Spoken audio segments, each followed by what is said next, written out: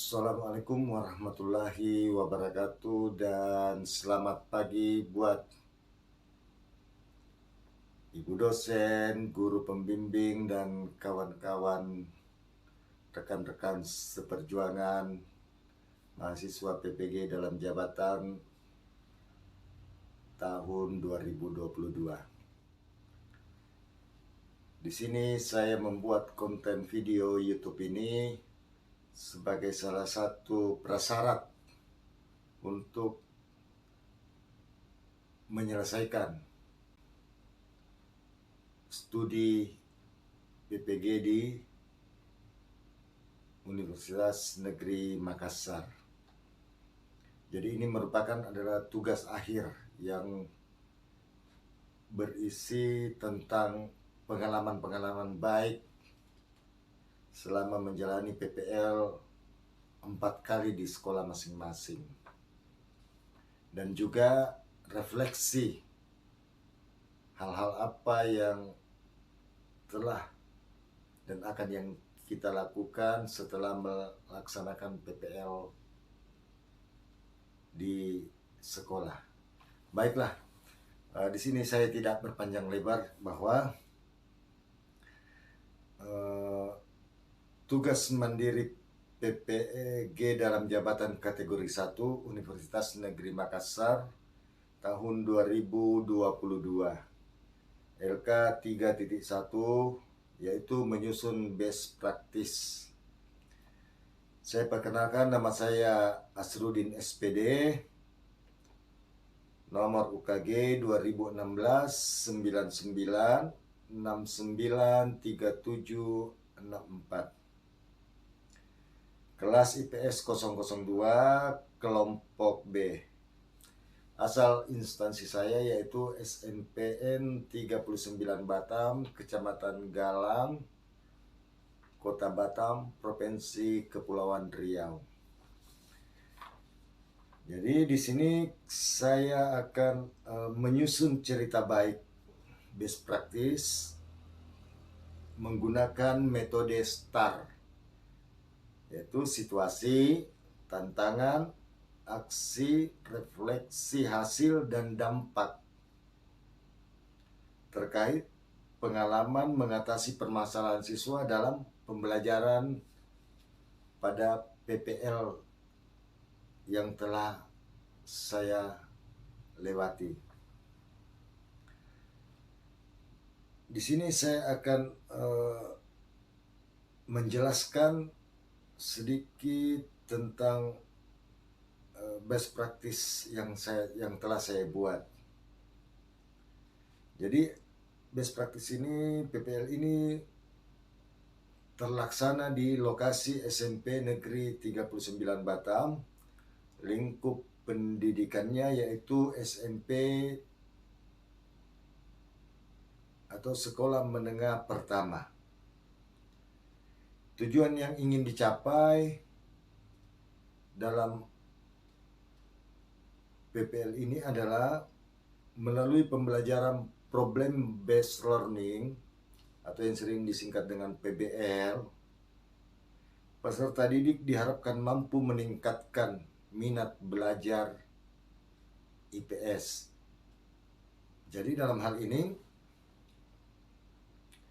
dengan pembelajaran problem based learning ini, yaitu pembelajaran yang berkonteks pada masalah yang harus dipecahkan, yang nantinya akan dianalisis berdasarkan konten-konten yang telah didapatkan atau berdasarkan hal-hal yang dilakukan oleh siswa. Jadi di sini orientasinya adalah siswa. Jadi siswa yang menggali, menganalisis masalah-masalah yang ada. Tanggal pembuatan best practice ini yaitu tanggal 27 September 2022. Baiklah, kita lanjut lagi mengenai situasi dari best practice ini. Jadi best practice ini menggunakan metode STAR, ya, seperti yang dijelaskan di awal, yaitu situasi, tantangan, aksi, refleksi hasil dan dampak. Jadi di sini situasi. Situasi di sini adalah kondisi yang menjadi latar belakang masalah. Mengapa praktik ini penting untuk dibagikan? Apa yang menjadi peran dan tanggung jawab saya dalam praktik ini? Jadi di sini kondisi yang menjadi latar belakang masalah ada 4. Yang pertama yaitu kurangnya minat belajar siswa kelas 7. Kebetulan saya mengajar di kelas 7 pada pelajaran IPS di saat jam terakhir sekolah. Kedua yaitu siswa kurang fokus pada pelajaran yang sedang dilaksanakan. Yang ketiga adalah minat baca siswa yang kurang. Kemudian selanjutnya yang keempat, guru belum maksimal memahami metode belajar berbasis digital. Nah, di sini sebenarnya yang paling menurut saya urgent untuk kondisi untuk yang diatasi yaitu kurangnya minat belajar siswa pada di siang hari. Ya. Itu kita tidak tahu problemnya apa, entah karena mungkin panas atau cuaca yang tidak mendukung. Ya kita tidak tahulah anak-anak. Tapi artinya begini, bagaimana kita sebagai seorang guru mampu mengkondisikan kelas pada saat di jam-jam siang, karena jam-jam siang ini adalah jam-jam di mana siswa mengantuk, kemudian sudah tidak terlalu fokus karena telah melewati beberapa pelajaran sebelumnya. Tetapi salah satu juga yang berperan yaitu kemampuan guru dalam mengajar berdasarkan teknologi TIPED ya, jadi menggunakan berbasis digital. Jadi guru memang di sini dituntut juga untuk sedikitnya menguasai teknologi-teknologi yang penting untuk bisa mengantarkan pembelajaran itu menjadi lebih baik. Jadi saya sebagai guru yang mengikuti kuliah PPG ini sangat terbantu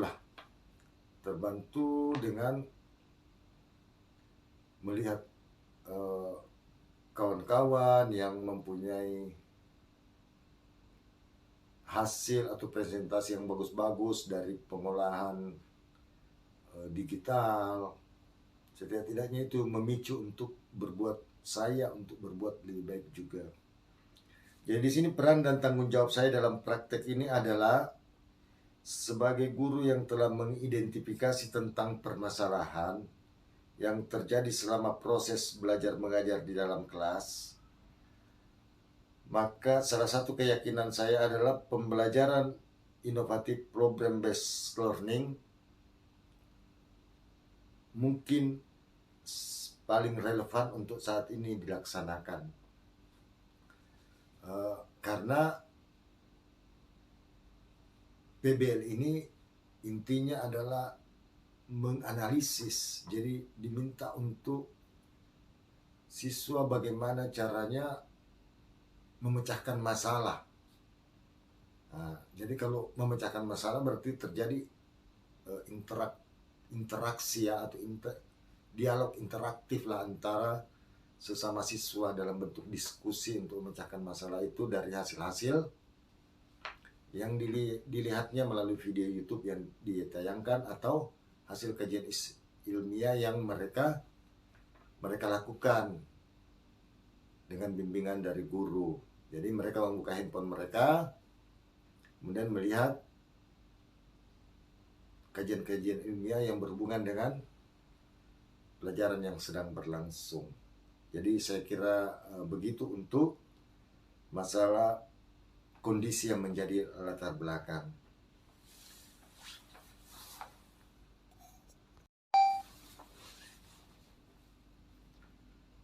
Untuk tantangan yang dihadapi dalam PPL ini. Jadi apa saja yang menjadi tantangan untuk mencapai tujuan tersebut? Yang pertama tadi yaitu melalui problem based learning, siswa diharapkan mampu meningkatkan minat belajar IPS. Jadi apa saja yang menjadi tantangan untuk mencapai hal tersebut, dan siapa-siapa saja yang terlibat dalam artian terlibat dalam pembelajaran ini. Jadi yang menjadi tantangan dalam proses PPL ini adalah satu, penggunaan media pembelajaran yang kurang optimal pada saat proses pembelajaran. Yang kedua, melaksanakan proses pengajaran di kelas tidak sesuai dengan susunan sintaks model pembelajaran. Ya, saya secara pribadi untuk penggunaan media pembelajaran yang kurang optimal itu mungkin karena dalam PPG inilah baru saya melaksanakan atau mencoba melaksanakan pembelajaran yang berbasis digital. Jadi media-media pembelajarannya itu berhubungan dengan digital lebih banyak. Kemudian faktor-faktor pendukung untuk pengambilan videonya, mengedit videonya, itu semuanya membutuhkan keahlian-keahlian yang betul-betul harus dipelajari lebih intens.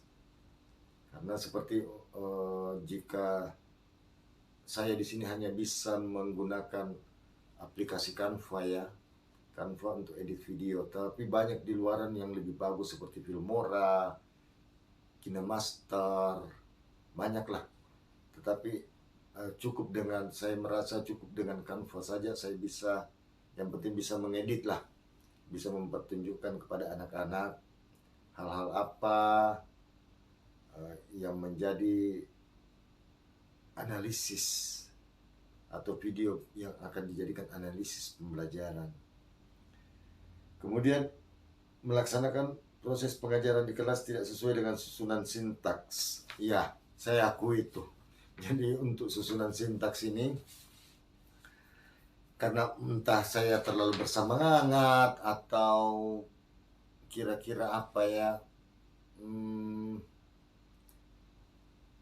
karena baru melaksanakan PPL dengan dilihat langsung dengan ibu dosen dan guru pembimbing, kemudian juga mungkin kawan-kawan, jadi adalah mungkin terasa kaku atau terasa kurang rileks, akhirnya bercampur aduk. Jadi sintak dari PBL itu, proses pengajaran itu terlupa. Ya, seperti misalnya mungkin di pendahuluan yang kurang lengkap, atau di inti yang kurang lengkap, atau di persepsi, atau di refleksi, ya jadi kan lihat ya langsung oleh ibu dosen barulah kali ini. Tapi kalau dilihat kawan-kawan itu sudah biasa. Jadi kalau dilihat ini lebih-lebih ini adalah sebelum melaksanakan pembelajaran banyak persiapan yang harus dilakukan. Itu juga akan membuat apa yang telah dipikirkan atau apa yang telah kira-kira akan materi yang akan dibawakan itu menjadi kurang fokus, karena persiapan-persiapan dia di awal yang betul-betul harus disesuaikan dengan tempatnya. Berarti seperti di mana mengambil gambarnya atau mengambil videonya, bagaimana mengkoneksikan secara langsung ke ibu dosen atau ke guru pembimbing, kemudian meminta bantuan kawan. Banyak hal-hal di luar yang terlihat yang perlu dipersiapkan.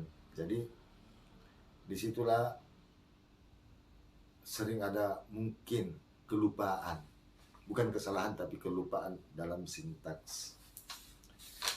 Kemudian melaksanakan penilaian tidak maksimal. Yang ketiga ini ya, terlupa tadi. Jadi ya saya dalam hal ini, dalam PPL ini, penilaian memang menjadi hal yang tidak maksimal bagi saya pribadi, karena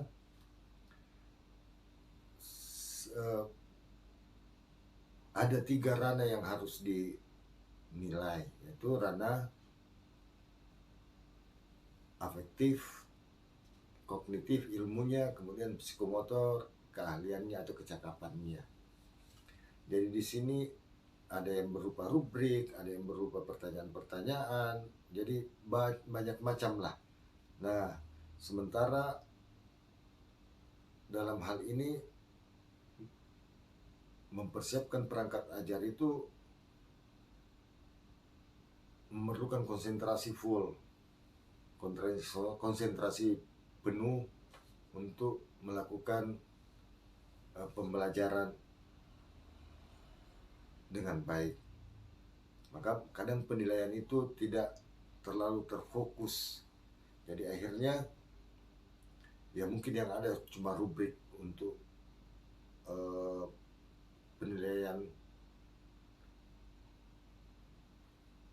psikomotor atau keterampilan, kemudian ada juga penilaian pengetahuan, tapi yang terlupa adalah penilaian sikapnya.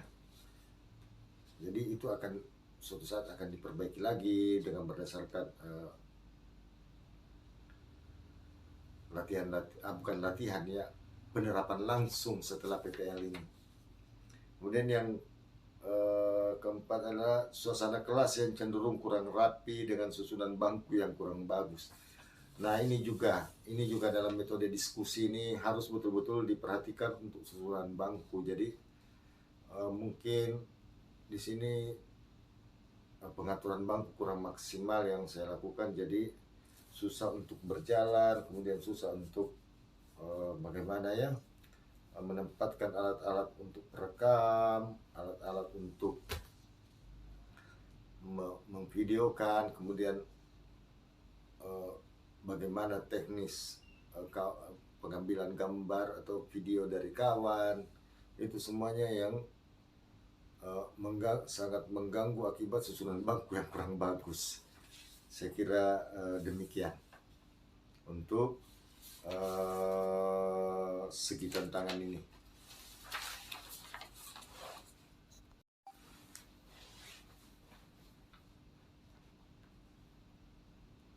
Baiklah, selanjutnya untuk aksi-aksi yang akan dilakukan.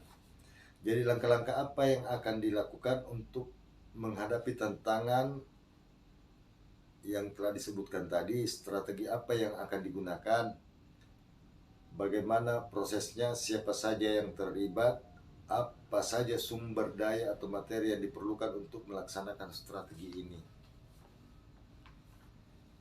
Jadi langkah-langkah yang saya lakukan untuk menghadapi tantangan tersebut adalah yang pertama berkaitan dengan penggunaan media.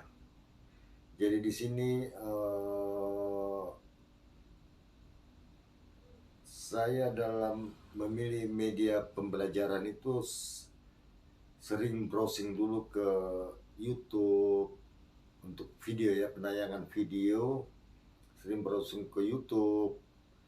Jadi apa kira-kira video yang paling relevan dengan pembelajaran yang akan kita lakukan. Nah, browsing ini nanti kita akan unggah ke dalam format MP4. Jadi dari YouTube kita unggah ke dalam bentuk video MP4 yang akan kita simpan ke folder di laptop. Nah, bukan 1 atau 2 saja, tetapi mungkin ada 3, kemudian mungkin ada yang disambungkan atau dikombin. Nah, ini memerlukan keahlian khusus dari seorang guru, lebih-lebih saya yang mungkin baru mempelajari tentang desain-desain edit aplikasi atau aplikasi-aplikasi edit video. Jadi ini akan ini akan menjadi tantangan yang luar biasa di masa yang akan datang. Kemudian yang kedua berkaitan dengan penggunaan model pembelajaran. Jadi kalau model pembelajaran ini sebenarnya tantangannya yaitu kalau dalam PPL ini saya menggunakan problem based learning saja, tetapi mungkin di suatu saat ada metode pembelajaran atau model pembelajaran lain yang akan saya gunakan seperti inquiry, discovery, jigsaw, macam-macam. Jadi kita akan coba berdasarkan konteks dari KD-nya. KD pembelajaran, kompetensi dasar dari pembelajaran. Kemudian berkaitan dengan penilaian tadi, ya saya di sini akan berusaha maksimal ya, pelan-pelan dan maksimal. Artinya berusaha dalam setiap pertemuan itu melakukan penilaian dengan baik, baik itu melalui rubrik, baik itu melalui tanya jawab, baik itu penilaian antar teman, saya akan lakukan seperti itu. Jadi itu langkah-langkah yang akan saya lakukan. Jadi mencoba memperbaiki hal-hal yang belum sempurna. Jadi di sini saya berusaha untuk setiap pembelajaran itu selalu membuat format penilaian, baik itu afektif, psikomotor, dan pengetahuan atau kognitifnya. Berkaitan dengan suasana kelas, ya ini juga tantangan luar biasa yang berkaitan dengan suasana kelas. Jadi di sini mungkin saya akan mendesain ulang seperti apa bangku anak-anak atau siswa pada saat pembelajaran saya, apakah berbentuk U, apakah berbentuk seperti meja konferensi ya, berbulat-bulat, bersusun ya, dalam bentuk kelompok. Mungkin itu lebih baik untuk pembelajaran yang dilakukan, tapi itu dilihat lagi dari konteks materinya. Kalau materinya diskusi paling bagus seperti itu, tapi kalau materinya interaktif paling bagus menurut saya adalah berbentuk U. Demikianlah tantangan-tantangan, langkah-langkah yang akan saya lakukan untuk menghadapi tantangan-tantangan yang telah disebutkan di awal.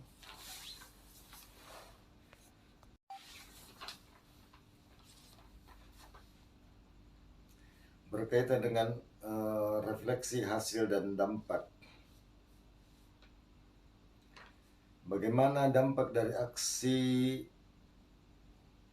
langkah-langkah yang telah dilakukan, apa hasilnya, efektif atau tidak efektif, kemudian mengapa seperti itu, bagaimana respon orang lain terkait dengan strategi yang telah dilaksanakan atau telah dilakukan, apa yang menjadi faktor keberhasilan atau ketidakberhasilan dari strategi yang dilakukan, kemudian apa pembelajaran dari keseluruhan proses pelaksanaan PPL tersebut.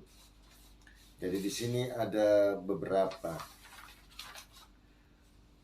saya mungkin tidak menyebutnya untuk menghindari waktu yang terlalu lama menyebut semuanya ya.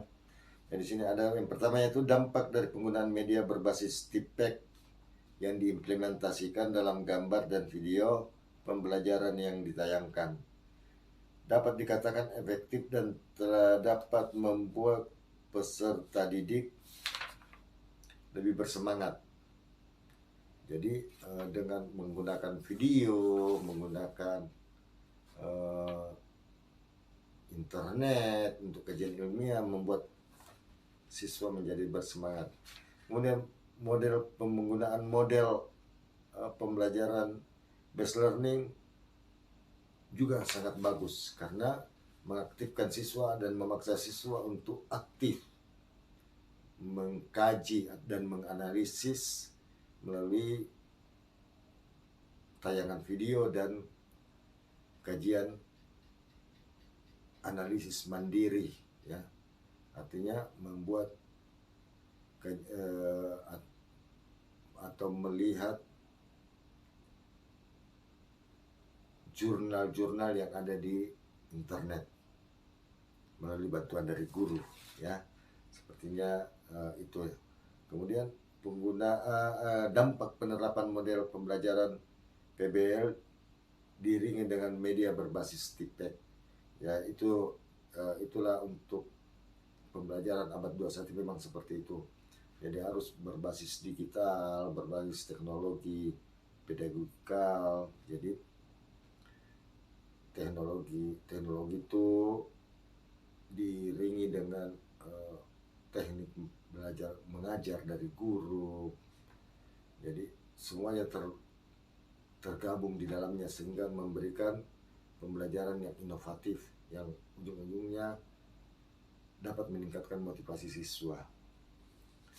Kemudian dalam proses pembelajaran berlangsung dengan menggunakan strategi yang disebutkan di atas, respon dari lingkungan sekitar yaitu peserta didik, teman sejawat dan kepala sekolah memberikan respon yang positif. Ya, kadang di sini kalau siswa memberikan respon yang positif. Kadang kalau pada saat saya PPL, ya, kepala sekolah itu hanya kadang nengok-nengok saja dari pintu, lihat cara saya mengajar, dan kadang dia lewat ngintip-ngintip lah di jendela, lihat-lihat siswa bagaimana proses mereka. Tapi itu ada dampak, ada perhatian khusus dari kepala sekolah. Alhamdulillah kepala sekolahnya ya mau juga melihat-lihat gurunya yang lagi PPL. Kemudian teman sejawat, ya, ini yang sangat mendukung lah teman sejawat. Sering juga bertanya, Pak, bagaimana mengerjakan ini, misalnya mengerjakan video ini, bagaimana mengatur ini, kemudian macam-macam lah ditanyanya. Jadi ada dampak-dampak baiknya. Demikianlah yang bisa saya sampaikan. Lebih dan kurangnya dari hasil presentasi, refleksi dan best practice, ya, cerita baik tentang pelaksanaan PPL 4 kali di sekolah kami, itulah yang bisa saya persembahkan. Mudah-mudahan ada manfaatnya bagi kita semua, terutama guru-guru hebat yang sedang PPG kan. Assalamualaikum warahmatullahi wabarakatuh dan selamat pagi.